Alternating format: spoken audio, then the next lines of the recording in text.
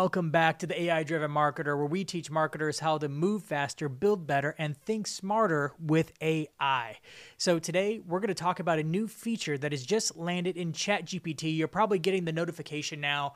It just popped up for me, even though I've been using it for almost 2 weeks now. And I got to say, this one feature is a game changer for marketers. I feel like they made it just for us. Like this is a marketing-centric feature. And I'm just so happy with it. It's already changing my workflow with it, and I can't stop using it for a lot of different marketing tasks because, as you know, content marketing makes up a significant portion of what we do as marketers. And this one feature changes the game for all of our content-related needs, and it can go farther than that, but I want to break down some basic ones for you and kind of dive into how I'm using it and how I think it's going to be useful for all marketers in the future. And that feature is ChatGPT 4.0 with Canvas. Apparently, it's a ripoff of something Claude already had called Artifacts, or maybe, I can't remember. I'm not a Claude user. I'm a ChatGPT guy, so Claude people, I'm sorry. But this is new to ChatGPT, and apparently it's more robust than what Claude had, and I'm sure they'll go back and forth in the fight to maintain supremacy, who's got the best AI tools. But it was new to me, and it has been a very, very helpful tool. And what it is that as soon as you enter a prompt, you can actually see it in the drop-down. If you're watching with me on video, you have to go to the website, chatgpt.com, in order to access this. It's not on the iPhone or the Mac app yet, but I'm sure it will be soon. But if you go to the website, it's like a model selection where we have ChatGPT 4.0, we have ChatGPT 4.0 with Canvas, 0.1 Preview, 0.1 Mini. Man, we have lots of options to play with. And if you haven't seen the 0.1 Preview episode I did, go back a few episodes and check that out because that was another game-changing thing. I'm looking forward to when all these things are blended into one thing. But for now, they're all separate.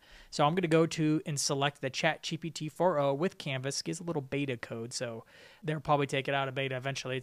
But I guess it can be buggy, but it's been working perfect for me. So I don't know what to say there. And what you do is you prompt it, and then it creates a separate page or a separate canvas for you to collaborate with on a piece of content or a piece of writing or something that's more static, while you can maintain your conversation with AI in a different separate part of the screen or the window. But it's one of those things where I can just show you, and of course I'll be talking along it if you're listening on audio. But I'm going to go ahead and paste in here a pre-built prompt. Since I'm a podcaster and I've talked a lot about repurposing podcast transcripts into content, I'm just going to make a blog post for my last podcast that I posted on this about building GPT's, the advanced guide. And I have a really simple prompt to kick it off with the transcript underneath. The prompt says, take the transcript below from the podcast episode and turn it into a blog post without referring to the episode. Make sure to write it in a way to make the content easy to understand in the voice of Dan Sanchez and easy to scan by breaking it up into small chunks when appropriate. Dan's writing style is direct, authoritative, and friendly. Pretty basic prompt. I didn't give it a lot of context about like the show or like what the AI-driven marketer is. I'm just starting with that.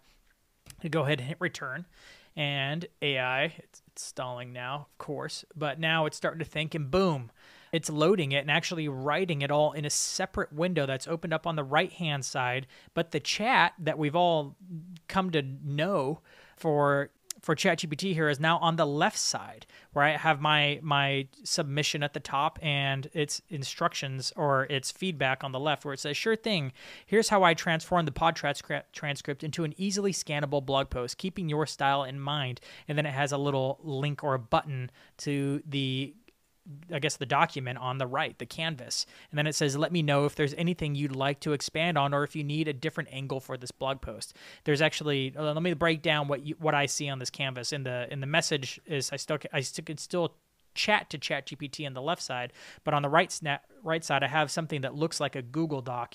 You can even comment, like as you hover over different paragraphs, you can comment on it. Or I think even have a conversation with ChatGPT on little pieces of it. But what's cool is that this isn't just a static piece of content. You can edit this thing yourself. If I want to maybe eliminate this sentence here, if I want to change up this title, why you should build a custom GPT now, like I could change it. I'm actually, as I'm scanning through this and looking at it, remembering what was in this blog post, this one did pretty good. I've become a bigger and bigger fan of how ChatGPT writes. I know Claude, I've heard, is a step ahead, but I'm pretty happy with how ChatGPT produces content. And this blog post is looking pretty good, but ChatGPT gives you some options here. So you can, of course, go back to the message on the chat window on the left-hand side and say, something like, can you, or I think I'm missing like I actually have a numbered list in here that I remember in this episode that it didn't include. And I could type that there, and there it is. On the right-hand side, it's rewriting the whole blog post, reorganizing it. And there it is, the step-by-step guide to building your custom GPT. And now I have a numbered list, and it was the numbered list that I gave in the episode itself. It's looking really good, and it's re-emphasizing the the when, do, ask framework that I mentioned in that episode. There are some buttons on this canvas. It has a back button or a previous version. You can always go back into multiple versions. There is a copy content button, which is helpful for transferring it to a doc. There's also on the bottom right-hand side of the canvas, there's a number of different tools that you have. You can click the add emojis button, which it just sprinkles in emojis. I don't know why you'd ever want to push that because it's just too many emojis. Add final polish. I'll go ahead and click that and see what happens. I think it is doing not much because it was already pretty good, but if I had sliced and diced it up, it would have probably gone and corrected all my stuff because I leave lots of typos. You could change the reading level of it. Let's go ahead and see what it would be like to leave it as a kindergarten level, because remember, we can always go back to a different iteration. So let's go kindergarten. It goes all the way up to graduate school, down to kindergarten, and all the steps in between. Here's the title for the kindergarten version of this blog post: How to Make Your Own Helper Bot to Do Your Marketing Jobs. That's cute. And then every time you make edits to the canvas, it continues the conversation over in the ChatGPT side, the chatbot side, and it said, edited. I've rewritten the text to make it simple and easy for a kindergartner to understand. Let me know if you need any help or more changes, or if this works for your needs. And it's asking me to give it a help or a rating. I'm going to go ahead and give it a thumbs up. Or at least at first thoughts, it seems like it's doing pretty good. But I'm going to go ahead and change it back to... But you can either do this via the little buttons here, or you could just ask it in ChatGPT. But I like that it kind of gives you some like wiggle room here. I'm going to go ahead and just kick it back to a college level. I don't know why college. I know marketers are supposed to write for an 8th grade level, though. But I'm going to go ahead and leave it at college. And it's rewriting the whole blog post. One of the best parts about this whole thing is that you can actually chat with ChatGPT about individual sections of it. So you don't have to touch the whole thing. You might be happy with the whole thing, but let's say you're not happy with the way it runs its conclusion. I can go ahead and highlight the conclusion, and a little pop-up comes where I can either bold it, italicize it. I think I can change the heading, a heading 1, 2, 3, or body, right? So you get that when you highlight highlight something, but you can also click Ask GPT. And then you could say, I don't know, maybe if I want to end the blog post with a joke. Bam. And it's just rewriting that section, not the whole thing. The rest of it's left intact. So now you've seen some of the capabilities of it. But as a marketer, as somebody who writes blog posts and social posts and all these things, I just find it so much more intuitive to work with AI in this way. It almost becomes more like an agent. And I can say that truly for the first time. It feels more like this like collaborator, this assistant, because I'm not having to be like, okay, rewrite the whole thing from scratch. You screwed up. I can be like, hey, no, just fix this part. Hey, okay, change the whole tone. Okay, it's almost like we're crafting this together to make it something truly fantastic. And then, of course, when it's said and done, I can copy and paste the whole thing, drop it into a Google Doc for my team to review. But again, there's even comments here. So if you have the team version of ChatGPT, you can actually go ahead and leave comments, be like, too long, Apparently, if you leave a comment, it doesn't leave a comment. It's just another way to leave instructions for ChatGPT. So, but you can either do the little comment thing or highlight it and I say Ask GPT. You'd have to still bring it into Google Docs in order to leave comments and mark things up. But the thing that I love about it is that you actually have a place where you can collaborate with AI, just like if you were two people in a Google Doc collaborating and working on something together, except this time AI is your sidekick helping you craft something amazing or doing all the work for you and you're just changing little tiny things. One thing that I think this is really useful for is that you can knock out a lot of content within just one conversation, because I can knock out this blog post and be like, come back to the chat and say, great, now create a series of posts from this episode for LinkedIn in the same style, but write more choppy and add more variation to line breaks. and it's going to come up with my LinkedIn series. Bam, there we go. So what's nice about this is that I now have 2 different canvases within the same chat, one for the LinkedIn series and another one I can scroll back up just a short ways to find my blog post.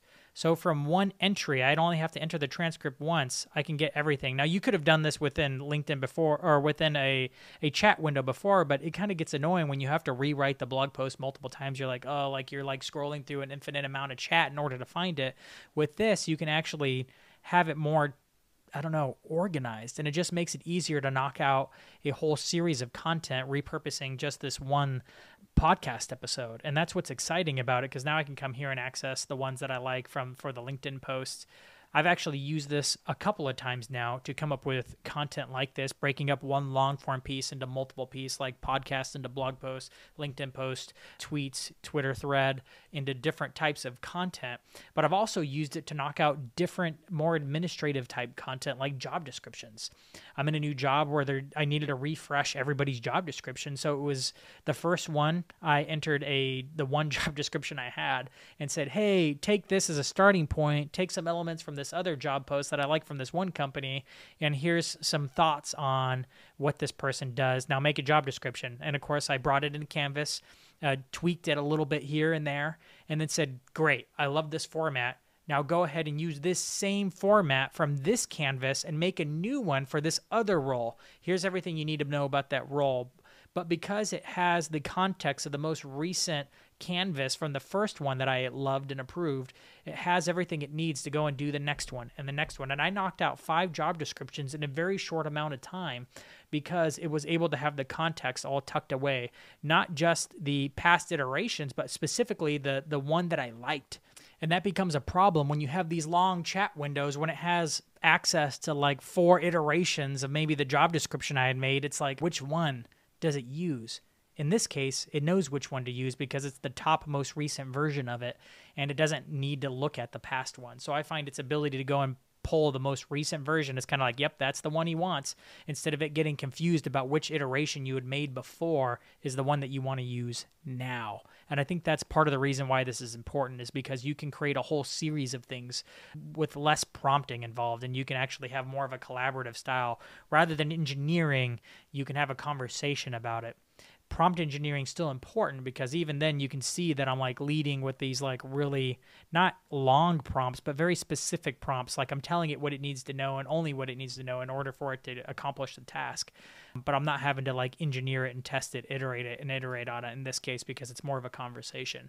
What I love about it is you can create a process for a human to say like, hey, content writer, every time you get a new podcast, this is the steps you go through with ChatGPT in order to come up with this content. Once you have that content, then copy and paste it here, schedule it there, and put it into the rest of the thing. That would be the next cool thing that if anything they could do next is make it easy to plug something like this into social scheduling tool. Some caveats about the Canvas is that it doesn't integrate with O1 Preview, so it can't do the deep reasoning, which is a bummer, but you could take and do something more strategic with the deep reasoning O1 Preview and then copy and paste that to get this Canvas thing started. And it doesn't work with custom GPTs, which I'm really bummed about, because it'd be nice to have available in custom GPT so I can have all my writing styles and examples of what this should look like already available as documents of knowledge and instructions in the custom GPT to make this whole process easier. And I'm pretty confident they'll do that down the road and integrate these two things, because it just makes sense that it would work together. But until then, you just have to feed it into the prompt what your writing style is, an example if you have one.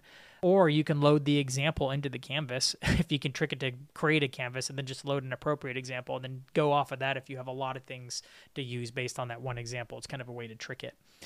But I'm excited. I think this is, if you start playing with it, I think you'll find how intuitive it is to use to collaborate on content now.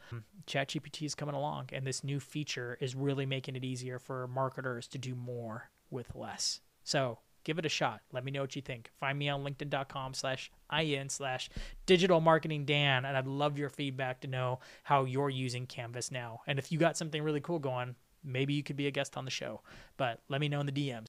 Thank you so much for listening to the AI Driven Marketer. If this show was any good, please give it a 5-star or whatever star rating you think it deserves on the podcast app that you're listening to, and tap that thumbs up button on YouTube. And if you want to dive deeper into AI and you're still not sure if you've mastered the fundamentals, go to my free AI course at aidrivenmarketer.com and take a look. Learn the fundamentals, and you will never have to look for a prompt cheat sheet again. 5-video series, and you'll even find that I've customized the course so it's hyper personalized for you, your role, and the people you're marketing to. Take a look at it, and let's get started so we can do more with AI today.